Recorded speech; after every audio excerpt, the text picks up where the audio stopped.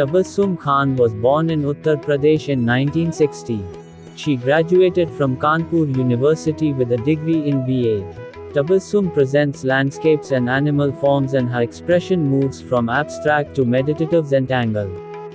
The composition and placement of the elements in the work of art reminds one of papier-colle technique. The palette comprises of bright primary and secondary, strong and subdued, as also grayscale and earthy tones. Pure color fields, the neutrals and darks bring forth and push back the space as explored by the artist, educing the power of the work. The common structure connecting the different genres of her works are lines, but for that each one speaks for itself. The heavy, coarse and dynamic lines reach out to connect to the other, creating space and form, conveying a mystical story held within the scenario. There is a lot of detailing worked into to express her thought, though in abstract. Stippling brings in the textural effect, giving the artwork another dimension. The opaque, translucent and transparent play of colors create the much needed depth and movement. Technically adept and visually active, the artworks evoke many an emotion in the viewer. The viewer feels both tranquil and agitated at the same instance when viewing the work. The artist expresses the fear, pain, turbulence et al., the emotions not just the humans but also nature undergoes, along with meditative calmness which brings peace and joy in her works. Hello, मेरा नाम तबस्सुम यूसुफ, भोपाल से। मेरा बचपन गांव में प्रकृति को निहारते हुए ही बीता। मैं गांव में ही पली बड़ी हूँ। मेरा जो आसपास का जो माहौल था, तो वो प्रकृति के बहुत ज़्यादा करीब रही मैं। सुबह जब उठते थे तो सुबह सुबह छत की मुंडेर पर ढेरों चिड़ियाँ आ जाती थी, एकदम ऐसे लाइन से मुंडेर को पूरे में बैठी रहती थी। तो मैं उनका फिर वो चहकना जब शुरू करती थी, मैं उनको घंटों देखा करती थी। उसके बाद वो फुदक फुदक के इधर से उधर जाना आना ऐसे करती रहती थी, तो मुझे बहुत अच्छा लगता था। हमारे घर के पीछे एक मंदिर था, आज भी है वो मंदिर, बहुत बड़ा मंदिर। वहाँ बहुत कबूतर थे। फिर थोड़ी देर बाद वो कबूतर भी आके बैठते थे, तो उन कबूतरों का ऐसे तिरछी नज़र से देखना बैठना, वो भी मुझे बहुत भाता था। उनका जो तिरछी नज़र से देखने का जो अंदाज़ था, वो मैं आज तक नहीं भूली। जब मैंने पेंटिंग शुरू की तो वो सब मेरे पेंटिंग में भी आया। गाँव में उन सबको देखते हुए दिल में एक शायद भी थी पेंटिंग का, लेकिन पता नहीं था कैसे बनाना है, क्या करना है। लेकिन शादी के बाद जब मैं भोपाल आई, मेरे पति आर्टिस्ट हैं, तो मैं उनके काम में उनका सहयोग करती थी, अपना सहयोग देती थी उनको। जब वो ऑफिस चले जाते थे, बोलते थे ये इतना करके रखना है, ऐसे ग्राउंड बना देना, ऐसे कर लेना, कलर बना देना। तो मेरा उससे थोड़ा लगा होगा पेंटिंग के साथ। फिर क्या था मेरे घर में, लेकिन मेरी रुचि भी बढ़ने लगी पेंटिंग में।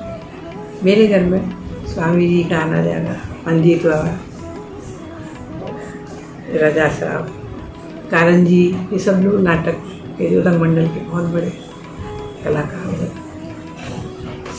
लोगों का आना जाना रहता था। और बहुत देर तक ये लोग बैठक होती थी इनकी, तो उसमें वो लोग जो पेंटिंग्स की बातें करना, ये सब इधर उधर की, तो वो मैं सुनती रहती थी।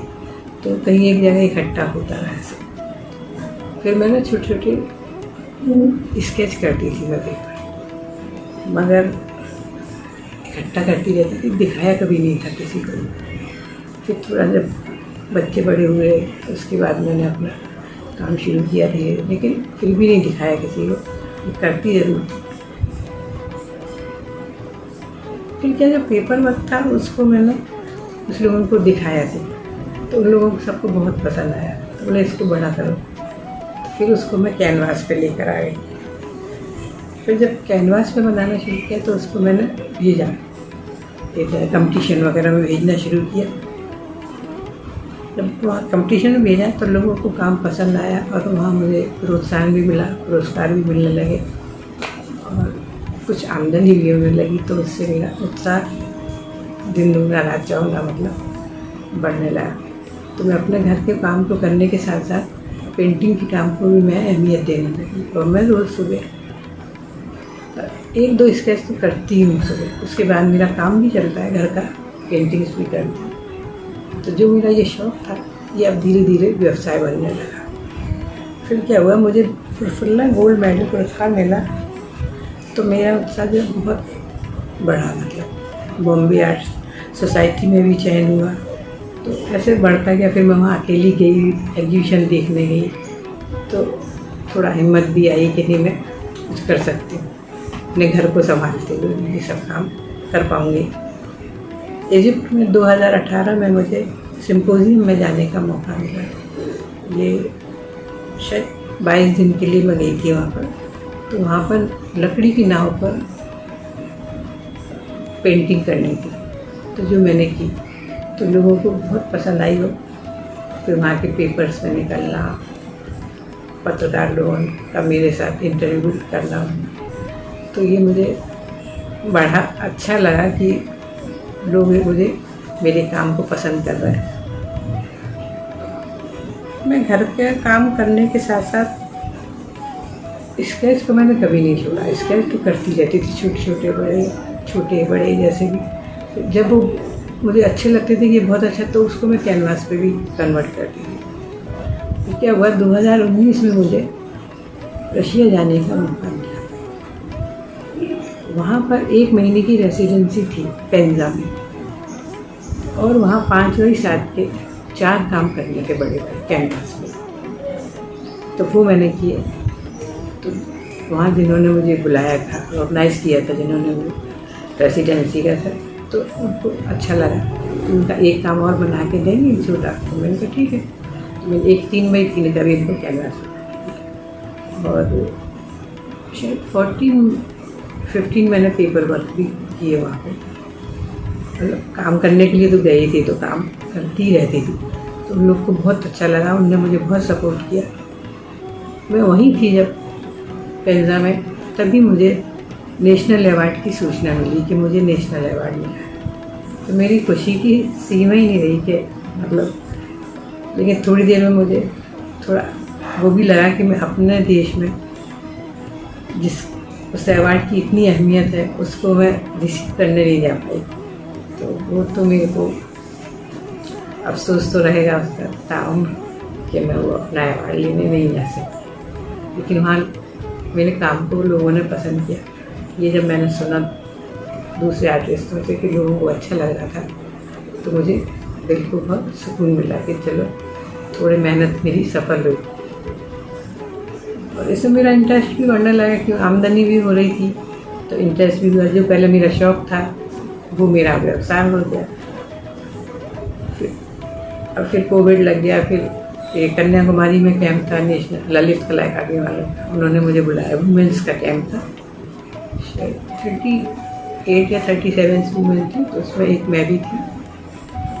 तो वहाँ पे बहुत अच्छा काम हुआ, अच्छा लगा लोगों को। सावरकर जी के ऊपर बनाना था वहाँ पे, तो मैंने वहाँ 2 पेंटिंग बना के दी उनको। फिर जब मैं वहाँ से वापस आई तो फिर अपने काम में लग गई। तो मैंने 15 तो नेशनल कैंप किए और मतलब 8 अंतर्राष्ट्रीय कैंपों में मैंने शिरकत की। अभी हाल में ये 15 अगस्त को दिल्ली में जिन लोगों को नेशनल अवार्ड मिला था उन लोगों का एक कैंप था, तो उसमें मुझे शामिल होने का मौका मिला। तो मेरा उत्साह बढ़ता ही गया, और मैं काम के साथ साथ मुझे कभी ऐसा नहीं लगा कि ये मेरे ऊपर वज़न है, या घर का काम भी मेरे ऊपर वज़न है। ये वज़न समझ के मैं कभी कोई काम नहीं करती कि अगर घर का काम नहीं करूँगी बस सिर्फ पेंटिंग करूँगी। नहीं, मैं घर पे भी पूरा ध्यान देती हूँ, मेरी फैमिली को भी पूरा सपोर्ट करती हूँ, घर में ध्यान भी देती हूँ, और उसके साथ साथ मैं पेंटिंग भी करती हूँ। और आज मैं स्वतंत्र कलाकार के रूप में रोज़ अभी भी काम कर रही हूँ और करती रहूँगी जब तक हूँ। यही मेरा ज़िंदगी का लक्ष्य है और यही मेरा मकसद है। और मुझे पेंटिंग करना इसलिए भी अच्छा लगता है कि इससे मुझे सुकून बहुत मिलता है कि हाँ मैंने कुछ किया। मतलब जो अंदर का, इससे ज़्यादा वो करने की आदत नहीं है। तो अपने काम में मुझे बहुत अच्छा लगता है काम करना। उम्मीद करती हूँ कि मैं जब तक रहूँ ऊपर वाला साथ दे, मैं यही काम करती रहूँ। काम काम काम। नमस्कार।